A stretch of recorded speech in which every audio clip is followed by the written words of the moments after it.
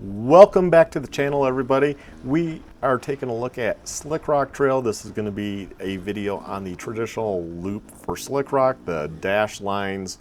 There's also a set of dotted lines. As you notice, you start in the parking lot in the Sand Flats OHV area, and you go out and then you'll do a big loop and you come back and you'll do this little tail section back to the parking lot. That is the traditional Slickrock Trail. The reason I'm doing this voiceover is because it was pretty windy this day out at the Sand Flats OHV area. So there's a lot of wind noise, and you'll hear that obviously in the video. And that's why I have it turned way down, so you kind of still get the engine noise and what have you. But I'm gonna have to talk over this video just so the wind noise doesn't drive you crazy. So hopefully this video I show you a lot of, kind of give you a good example, I guess, of what to expect when you come out to this area. You get great views. You got the mountains there with the snow, and then you got these petrified dunes. That's what Slickrock is. It's petrified dunes. These were sand dunes, and they became petrified. Now, if you follow somebody like me, I know kind of the shortcuts, so you don't have to do these crazy switchbacks that mountain bikers can do just fine. Also, on the bigger bikes, it's a lot more intimidating. I highly recommend you not take shortcuts unless you know the trail really well. I've been going out there for years and years. You can see how by coming how I did on an angle, you just kind of come right down to the trail, and you don't have to do that first switchback, which is really tight and it's really intimidating, and there's no reason to do. The mountain bikers can just whiz around that. For us, why even bother? Even going up, I don't even do the switchback. I just go straight up.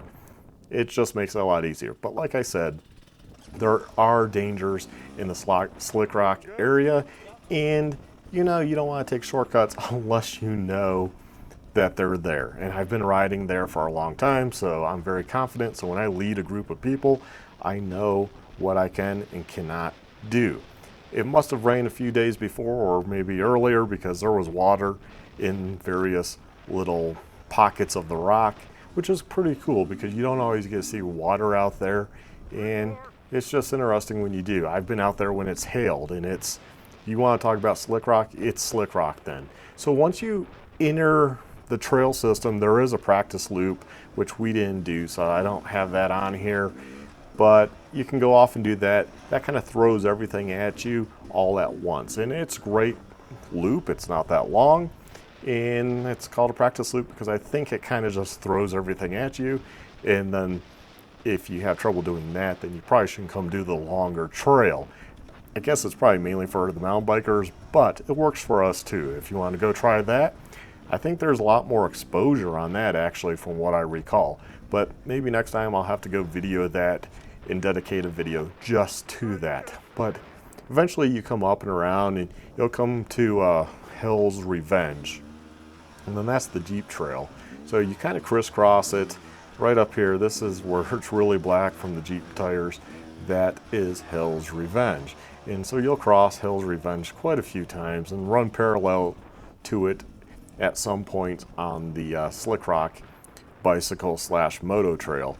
And once you know where you can go down, I've done this so many times, I know the lines now, so it seems really easy. But looking back, we used to get hung up in these spots, and then hitting the hard stuff for fun, it's optional. You don't have to do that.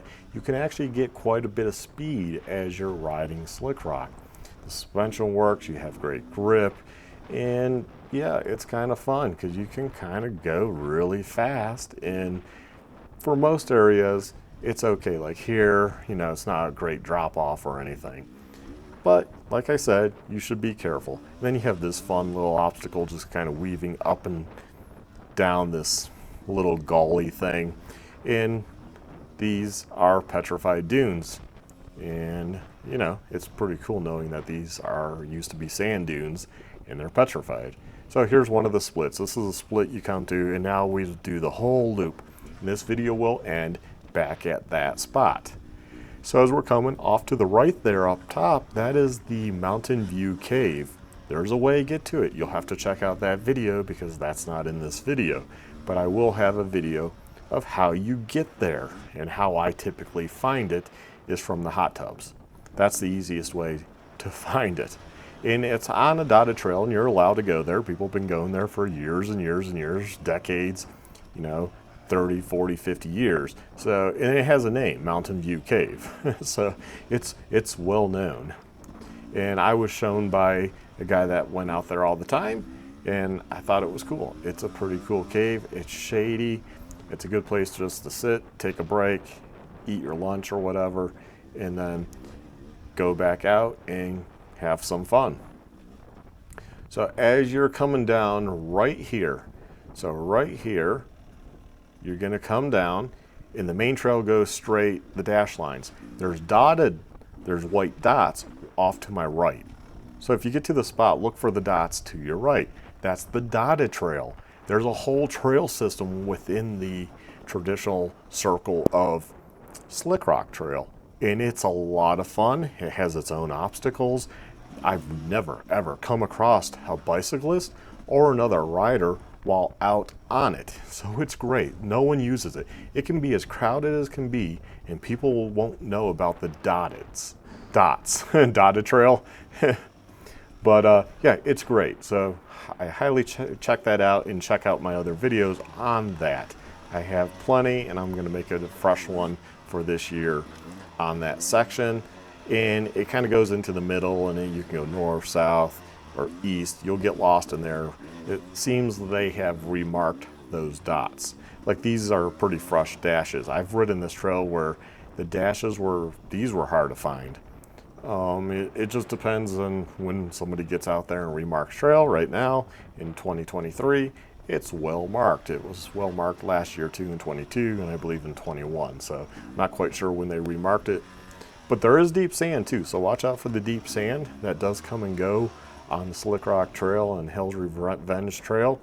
And some people just hate sand, but it's a good time, and just give it gas. Kind of get up on plane, kind of like a boat, on water. Get up on plane and just go fast, and you'll be able to go right through it. Put your weight to the back of the seat and be a little loose and just go. It's really not that hard. I love sand. It's not that difficult to ride in. It's a pain if you stop, so you always plan your stops if you're going to stop in deep sand, but otherwise it's not that bad. As you can see, the water here, so it had rain and there's some water in the pockets. That's kind of cool. Like I said, I've been there and it's been bone dry, There has been no water for quite some time. But that water does evaporate pretty quickly due to the dryness of the climate in Utah. And then this is always a good spot right up here. You got the LaSalle Mountains, you got the river down there. Just a good area to take pictures, stop, get group photos. You'll recognize the area when you come to it. There's kind of like an area you can pull off, and it's pretty wide. You can fit quite a few bikes. And then you continue on, and we'll eventually get back to the beginning of this loop. And then that's where you have choices where you go hit Hell's Revenge, go do those obstacles, or maybe do this loop in reverse, because doing a loop the opposite way is always different than going clockwise. So hit it the other way too, because it's a whole different trail with different difficulties in various spots. Instead of going down this kind of bumpy area, you'd be going up it. That's a different experience, and you see different things. And there are viewpoints off these trails. They're not well known. I've tried to go explore some of them before, and you get kind of lost. So I'll probably have to do a video sometime when I go out there just doing those, because there are viewpoints on the map. I don't think they're well used, and they're hard to find typically. Just like the dotted trail, not many people know about it, and it's pretty hard to find. So once I find something though, I have a pretty good memory. So you got deep sand at the bottom of the Slickrock, so you kind of have to hit it and then get on the gas, get up on plane. But be careful of just flying over stuff, because there are drops. And see, I remember that there's drops there, so I slow down, take it easy. Hadn't been there for a year, So I don't know what's on the other side. So you don't want to just go blazing off it either, because who knows? Things change. You never know. So be careful when you're out there, because even though this is close to town, still, if you had to extract somebody, it would be a pain in the butt. I guess the upside is you would have Hell's Revenge in various spots. You probably could flag down somebody on a Razor or Jeep and get some help that way and probably be motored out. But, you know, it would be a pain in the butt.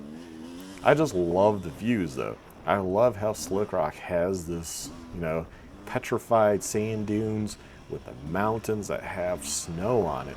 And they'll have snow up in those mountains for quite a while, really. And, you know, there's actually single track up there too. So anyways, hopefully you enjoyed this video. Have a good one. Stay well, stay safe, my friends. Bye.